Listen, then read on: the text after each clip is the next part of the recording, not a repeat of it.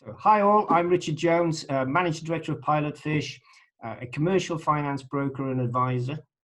I'm joined today by Zuhair, co-founder and principal of Avamore Capital, to discuss the impact the lockdown is having on the lending market. Hello, Richard. Thank you for joining me. Thank you for having me. Looking forward to talking to you about the difficult situation we're in and how we're dealing with that. Let's get straight in there. What's your view on the key issues that the industry is facing, the immediate short term and maybe in the medium term? So look, I think in the immediate short term, developers are clearly facing challenges on site. There's a practical issue in terms of trying to get labour on site, get construction projects going and progressing as originally planned. I think there's probably a second order effect further down the road as well, which will be in relation to what could be a slowdown in the housing market.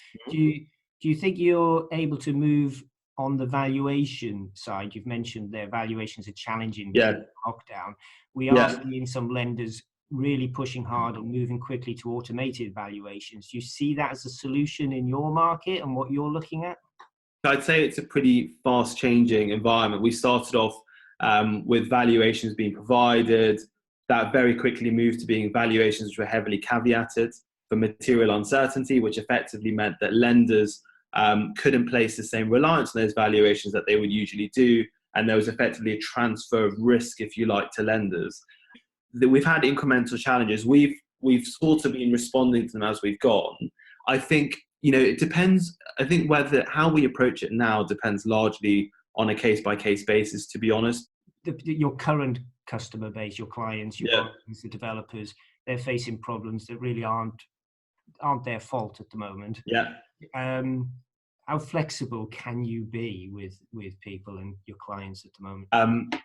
I think what we have now is a black swan event, and I think we've already seen lenders coming forward to grant extensions or find ways to deal with delays or issues which may have arisen.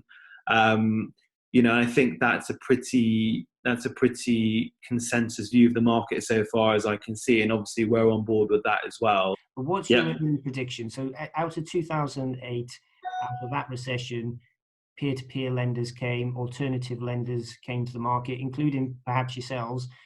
Do you think this is going to be a fundamental impact that's going to change the market going forward, and how?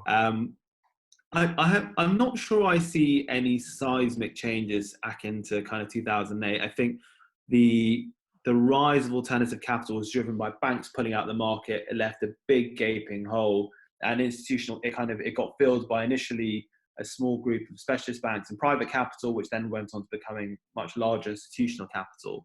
And I think right now, a seismic change could be caused by the pulling out of institutional capital, but I don't see that happening. I think there is that dislocation of markets today, but ultimately I think institutional capital is attracted to our market because there is a very strong fundamental case for investing in it. We have property is a good long to medium term asset class. It's got good fundamentals behind it in terms of demand and a shortage of supply.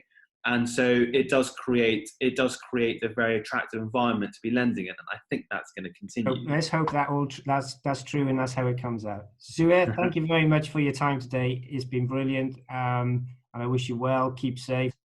Thanks, Richard.